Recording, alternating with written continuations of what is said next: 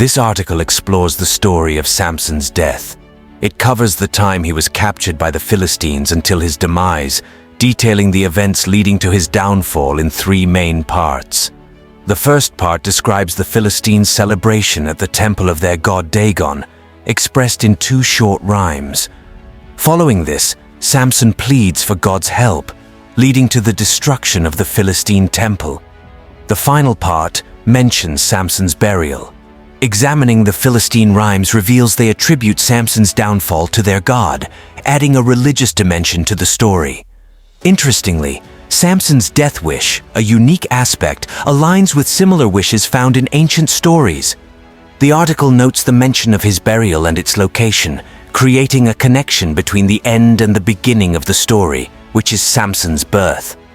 Samson was a judge unlike any other in the book of Judges, and even his death is detailed exceptionally in chapter 16:23-31. This section breaks down into 3 parts. 1. Verses 23-27, detailing the Philistine celebration at Samson's downfall. 2. Verses 28-30, covering Samson's revenge and death. 3. Verse 31, discussing Samson's burial with a formula ending. This paper examines each of these segments. Firstly, it delves into the Philistines' jubilation, exploring the 2 short rhymes presented by the serenity and the people. The rhymes' messages and differences are analyzed. Next, the paper describes Samson's revenge after a prayer to God, comparing it to his initial prayer at Ramath-Lehi, and highlighting the differences between the 2. Samson's death wish, expressed in his prayer, is evaluated against other death wishes in ancient stories, drawing comparisons to fables like the wasp and the snake, and the tuna fish chased by a dolphin. Lastly, the paper discusses Samson's burial, examining the significance of the burial site, and questioning why the narrator mentions Samson judging Israel for 20 years a second time. The main goal of this essay is to rediscover the last part of Samson's life. The synchronic method is used to analyze chapter 16, along with insights from the Talmud, Midrashim, and Jewish medieval commentators, considering both literal and midrashic interpretations. Modern commentators applying philological contextual interpretations with a logical and scientific perspective are also considered to provide a comprehensive understanding of Samson's persona. Samson was taken to Gaza, where he became a slave in prison, performing humiliating tasks typically done by animals. Some interpretations suggest that the act of grinding may be a euphemism for sexual intercourse. In the Talmud, it is implied that prisoners, like Samson, were subjected to such activities as a form of transgression and humiliation. Working at the millstone was a common punishment for prisoners of war, as seen in historical references and customs from Greek and Roman civilizations. Samson's shaving, binding, imprisonment at the millstone, and blinding were seen as stripping him of honor. In various cultures, honor is associated with actions like crowning, anointing, and covering the head. The Philistines celebrated their victory over Samson by making a significant sacrifice to their god, Dagon, praising him for delivering Samson into their hands. In their merriment, they called Samson to entertain them, finding amusement in his suffering.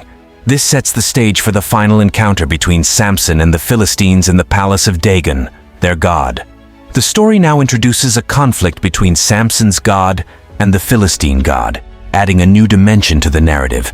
Judge 16:23-24. This motif of a divine feud recurs later in the book of Samuel, depicting the ongoing battle between Israel and the Philistines. Before detailing the Philistines' celebration, the narrator mentions that Samson's hair began to grow, hinting at the revival of his strength. In the Hebrew Bible, hair cutting and shaving symbolized transformation. Samson's loss and regrowth of hair mark critical moments in his life.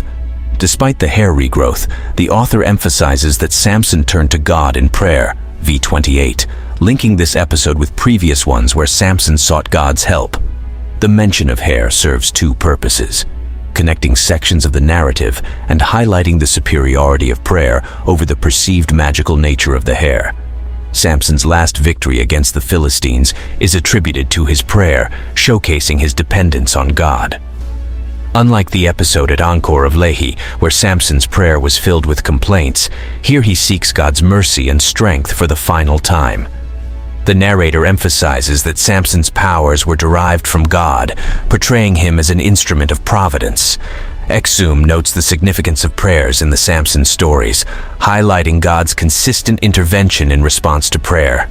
Prayers reveal dependence on Yahweh and demonstrate Yahweh's openness to human supplication, acknowledging humans as agents in fulfilling the divine plan. The Philistines celebrate their victory at the temple of Dagon, their deity. Dagon was widely worshipped in the ancient Near East, adopted by the Philistines after settling in Canaan. The irony lies in bringing Samson to the temple of Dagon, the god of grain, considering Samson's earlier actions of burning Philistine grain fields. The Philistines attribute Samson's downfall to their god, not the Almighty. Interestingly, the Hebrew Bible often depicts an Israelite in a dungeon rising in status afterward, as seen with Joseph and Daniel. In Samson's story, the reverse occurs. Samson is led from the dungeon to his death.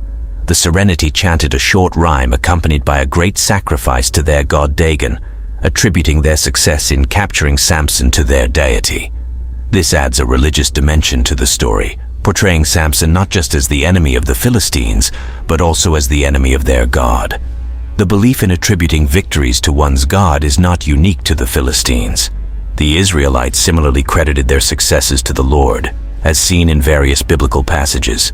In verse 23, the repetition of the word "our" 3 times, emphasizing our God and our enemy Samson, suggests a rhythmic chant, reinforcing the idea that this was sung by the Philistines as a chorus. This form of group singing was common among both the Philistines and the Israelites in various biblical events. For example, when God delivered the Israelites from the Egyptians, Moses and the Israelites sang a song of praise. Similarly, after David's victory over Goliath, the women sang in celebration.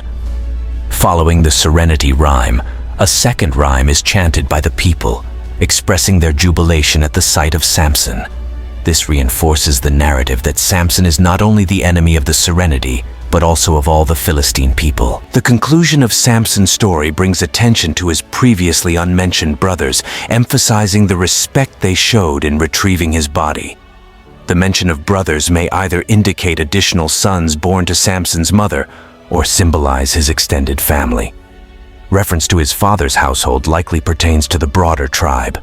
The narrative's closure harks back to Samson's birth, portraying symmetry between his passive role during birth and death. Just as his family played a significant role in his burial, echoes of Jacob's burial highlight familial involvement in significant events. The burial site between Zorah and Eshtaol, where the Spirit of God seized Samson, not only marks reconciliation with his family, but also connects to the Gideon story, emphasizing continuity in biblical narratives.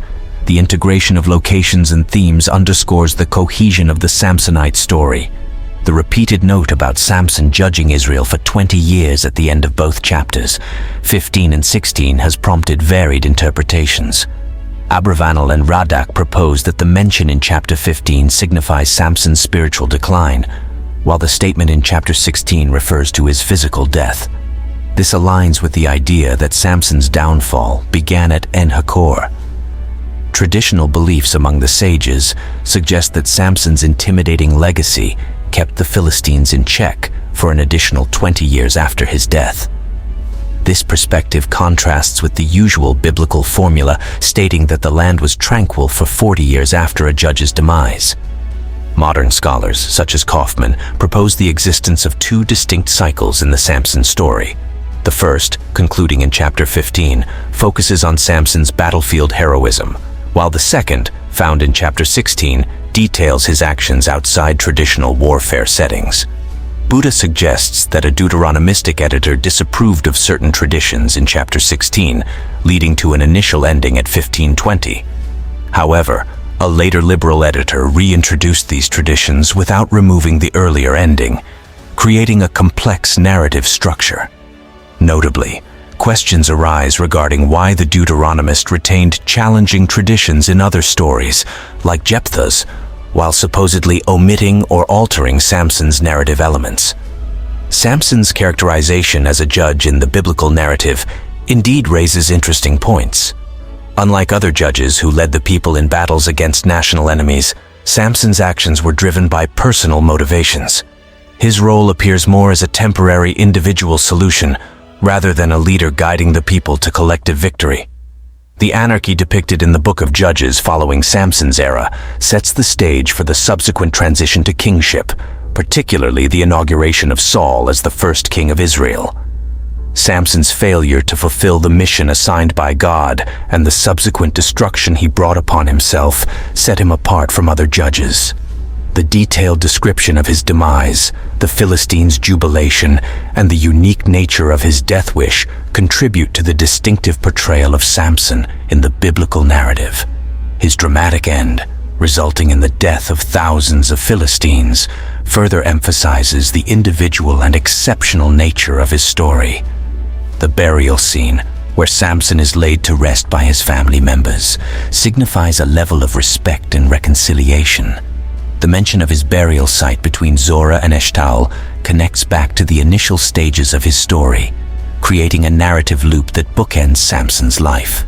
This unique journey and its various elements contribute to the complexity and richness of the Samsonite narrative in the Book of Judges.